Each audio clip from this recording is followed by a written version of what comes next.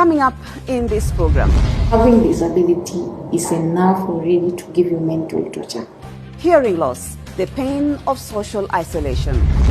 If you have a child born premature, that child could be developing or could have hearing problems later on. Who is at risk of a hearing loss? And on good practice, we look at some of the harmful practices that can cause hearing loss. Well, by 2050, nearly 2.5 billion people are projected to have some degree of hearing loss, and at least 700 million will require hearing rehabilitation. That is according to the World Health Organization. And over 1 billion young adults are at risk of permanent yet avoidable hearing loss due to unsafe listening practices. Now, at the age of 13, Gladys Acheng developed hearing loss. It was a life-changing moment that meant changing schools and her career. Here is her story. Gladys Acheng, a final year student at the Kenyatta University, has overcome numerous obstacles in her pursuit of education. Although she was initially accepted into a medicine program after high school, a hearing disability prevented her from following that path. When I was growing up, I always wanted to be a doctor or do any course in medicine field. But I feel like most of the time, maybe when I share my story, maybe with my mentor or people that I'm close with, and tell them that I want to do any course in medicine field, especially the theater. So they told me, like, in theater room, you'll find like communication is key. They'll tell you to do this and this and this. So I felt like when you have hearing problem, it will be very difficult for me to communicate with my fellow doctors in theater room. Instead, she pursued a degree in special needs education, but the challenges continued.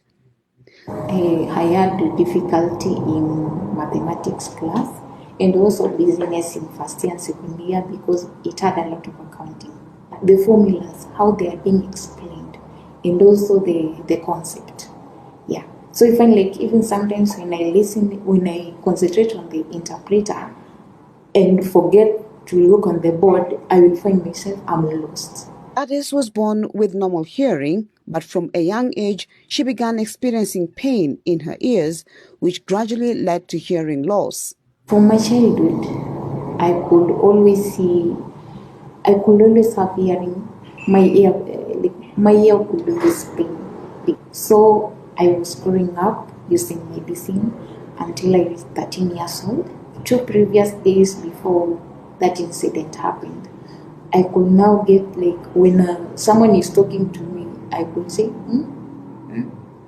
So I want him or her to repeat what you're saying many times or louder until I just woke up and found like I couldn't hear. This condition prompted her enrollment in a special school for the deaf, a decision that was difficult for her family to come to terms with. It was really hard on them, and also people were talking, oh, the child now has a disability because like I was performing very well. So my relatives could even talk. It really made me feel bad because seeing my family who I was used to laughing with, singing stories, and now I could just sit at the corner because I can't hear. So it really, my life was really lonely at that time, and even sometimes I recall it's really painful because my family members, they really wanted to talk to me, but they were like, how can I do it? So even transferring from a normal school to a disability school took me 1 year because they didn't accept that now I'm going to a disability school. They said, remain in that school, we are praying. We hope one day everything will be okay.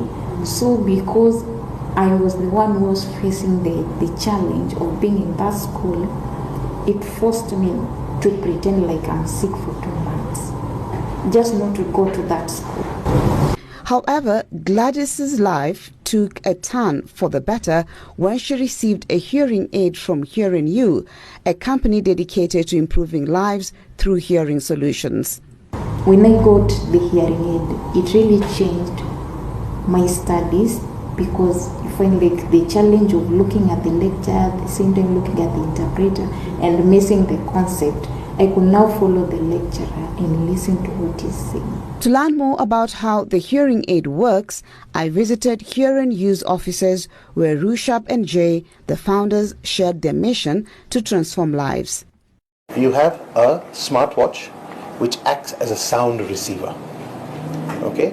And then you have the headset, which is the hearing aid, which acts. So what I'm going to do is I'm going to try and fit the headset onto you, and I will ask you to close your ears as if you're making yourself deaf or impaired. And you will see the miracle. And remember, this watch acts as a sound receiver. Okay. So a sound receiver means that... So basically what happens is all the sound that we are talking at a 360-degree modular will go through the watch and automatically into your brain. So you can see you're wearing the headset here on the bone. But whatever I'm talking, now I want you to shut your ears and tell your viewership whether you can hear or not. So whatever I am talking to you now, Marie, you should be able to hear me because you're hearing from the bone. This is our revolution that we brought in. So the affordability, the durability, as Rushab has mentioned, and the strongness and the tech. Within all our hearing aid range, we bring you 134 languages as well. So if I speak in Kiswahili, the other person will hear it in English, and if there's a third person in the group, they will hear it and hear it written and see it written in English or Chinese or Arabic or any other language. Whatever you've explained, I could hear you quite well. So this is just to explain how, is it the bone conductivity works? So basically how it works is the headset is connected through an app which is called Hear New. Okay? When you download the app, which is part of the headset and the package that you get with the hearing aid, so you download the app and automatically register. So now I wanted to explain to you. The headset is paired automatically with the receiver via Bluetooth. Marie, you can then pair it with your phone, then go home and pair it with your TV as well. You are able to do the work and the normality that a normal person like you and me will do instead of a disabled hearing person, what he is not able to do. In addition to helping with hearing, the devices also support learning in different languages. That same person can go home with our Hear New set and practice at home 134 languages. So Kiswahili is there, obviously, for Kenya. We are working on, and this is not worked under the platform I'm hearing, it's under Google platform. So soon Kikuyu will be an official language. Luo might be an official language. It is coming up. So when these are automatically, we incorporate it to our apps and stuff and into our software to allow that conversation to happen. But Kiswahili on its own is a big thing because people working in Kenya who want to work in Uganda, Tanzania, this, that, for example, if they couldn't speak Kiswahili and they could only speak their local, they're able to even use that. So if you have a look at this, this is like a small piece which actually fits into your ear, very small, that it literally once it goes into your ear, it's hidden. So these hearing aids are for severe to profound, basically, or moderate to profound or severe. So basically your hearing has to be quite severe to have this kind of hearing. Once feeling isolated, Gladys is now driven by a new purpose to advocate for people with disabilities and raise awareness about their challenges.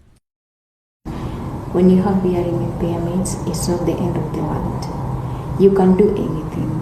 Even if I didn't have hearing aid, if I decided to do that medicine career, I could have done it. So when you have a disability, don't say, maybe don't listen to people that you have this disability, you can't do this. Even if you have which kind of disability, just believe in yourself, you can. And also to parents, they just hold hands of their children who have disability. Having disability is enough already to give you mental torture because the treatment, the accommodation that. And as Gladys Acheng has said it, disability is not inability. You can achieve anything for as long as you have the right support. And so on Word on the Street, we just wanted to hear what are some of the challenges that people have faced with their hearing. Take a listen. My name is Hezbon Awar. Personally, I've encountered people with hearing impairment, and perception at first, you don't know how to communicate with them, and you don't even know how you'd want to approach them because, first of all, personally, I don't know sign language. So communication, me and somebody who has hearing impairment, especially somebody who cannot hear, is a bit challenging. So most of the time, I would just avoid them or try as much as possible to mimic a way of communicating with them. But it's a challenge. The public should give them a chance because it's a quiet world for them. I'm called Collins Lasiemwa. Really interacted with people living with hearing impairment or hearing loss. I have relatives and friends who have such issues. For sure, it's a big problem in Kenya because people living with hearing impairment, it's a disability that is not seen, it's unseen. Like somebody who is blind, you can be able to tell he's blind. Somebody who is on a wheelchair can be able to see, but deafness is hidden. Take early intervention, like for the kids. If you can be able to see signs, somebody is unable to hear. Maybe like if you listen to high volume of TV and radio, that's one sign.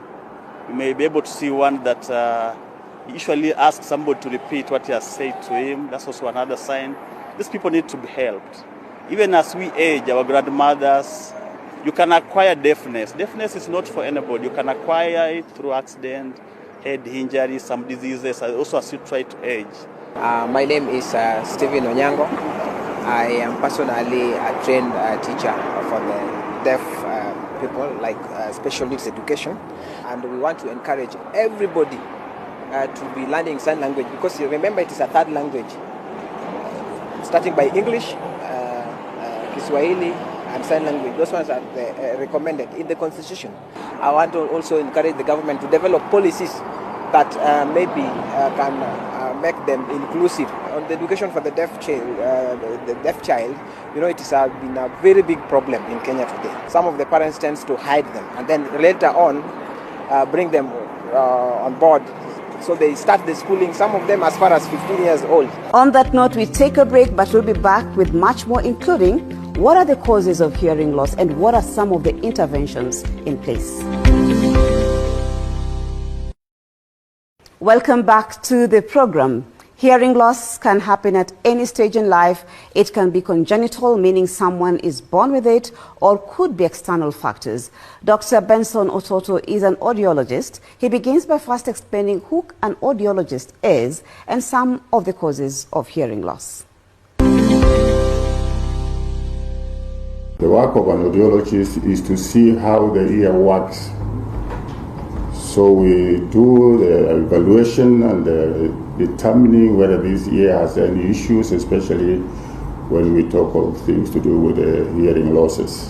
We have a lot of cases of hearing impairment because of various reasons. The ear is ready to hear right from the time the child is in the womb, provided it's at that age when the ear is ready to hear. So when they come to the world, they have ears now which are ready to receive sounds. One, they have children who are born with hearing problems. They either get these hearing problems during the time of birth, or they are born with a hearing loss as they are born. So there is a hearing loss that the child has from the mother's womb, so will be born with a hearing loss.